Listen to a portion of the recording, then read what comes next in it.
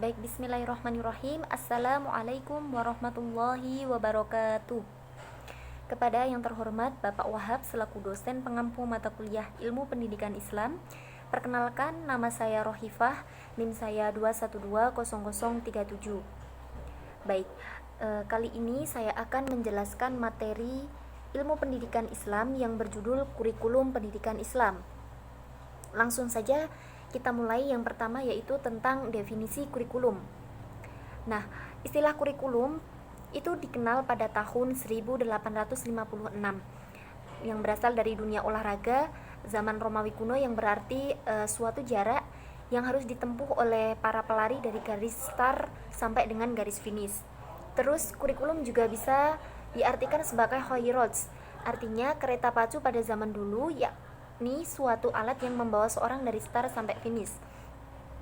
Nah, di Indonesia dikenal sekitar tahun 1950-an yang dikenalkan oleh sarjana-sarjana dari alumni Amerika Serikat. Nah, selanjutnya yaitu kurikulum menurut para ahli.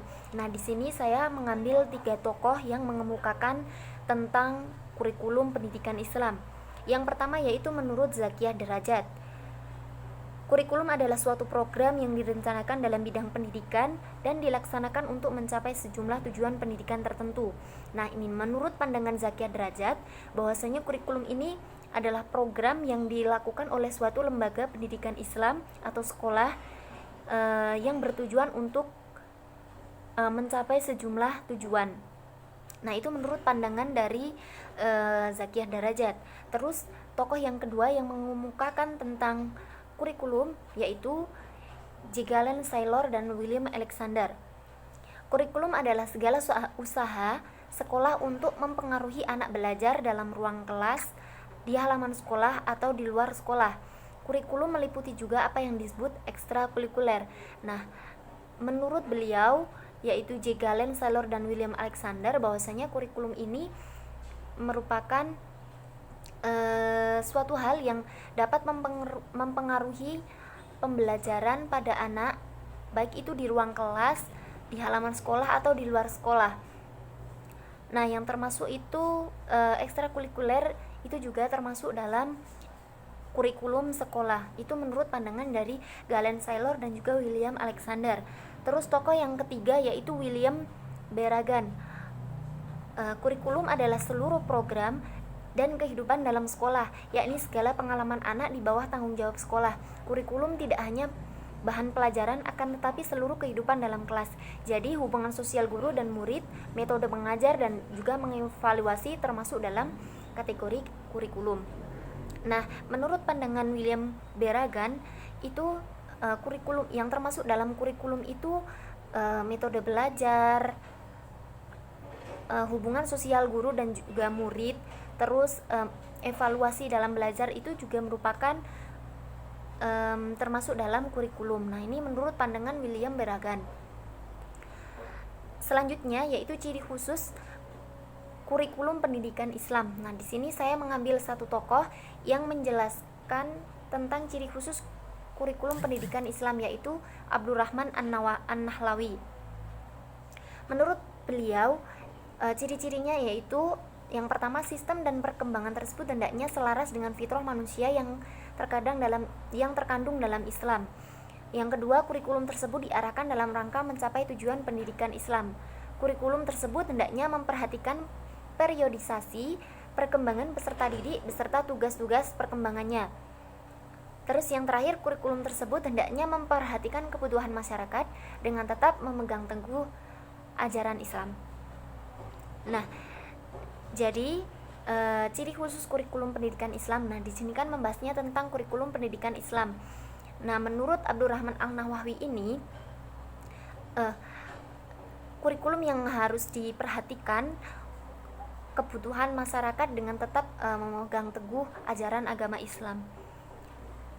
Terus selanjutnya tentang prinsip-prinsip penyusunan kurikulum pendidikan Islam. Nah, ini ada beberapa prinsip yang harus dilakukan agar sebuah kurikulum itu menjadi baik dan juga tertata. Yang pertama yaitu adanya pertautan yang sempurna dengan agama termasuk ajaran dan nilainya. Terus yang kedua, prinsip universal atau menyeluruh pada tujuan dan kandungan kurikulumnya. Keseimbangan yang relatif antara tujuan dan kandungan kurikulum. Memperhatikan bakat, minat maupun kemampuan dan kebutuhan peserta didik serta memperhatikan lingkungan sosialnya. Memperhatikan perbedaan individu yang meliputi bakat, minat, kemampuan, serta memperhatikan perbedaan kelainan antar individu. Nah, jadi prinsip-prinsip ini yang akan mengantarkan sebuah kurikulum itu menjadi sempurna atau menjadi lebih baik atau menjadi terarah. Seperti itu. Nah, ini disebutkan bahwasanya prinsip-prinsip tersebut harus memperhatikan bakat, minat, kemampuan, dan kebutuhan peserta didik serta memperhatikan lingkungan sosialnya. Nah, jadi bakat anak dan juga minat itu harus disesuaikan dengan lingkungan sosialnya, seperti itu. Perbedaan antar individu juga itu merupakan suatu prinsip, salah satu prinsip dalam penyusunan kurikulum. Selanjutnya itu masih ada lanjutan dari prinsip-prinsip penyusunan kurikulum pendidikan Islam. Memperhatikan prinsip perkembangan dan perubahan Islam yang menjadi sumber falsafah, prinsip dan dasar kurikulum. Keterkaitan antara mata pelajaran, pengalaman, dan muatan yang ada dalam kurikulum. Nah, itu jadi menurut saya dari pemaparan itu dapat diambil kesimpulan bahwasanya ketika membentuk suatu kurikulum dalam lembaga pendidikan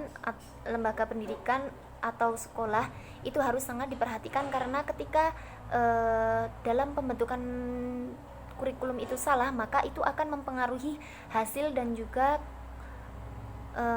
kualitas dari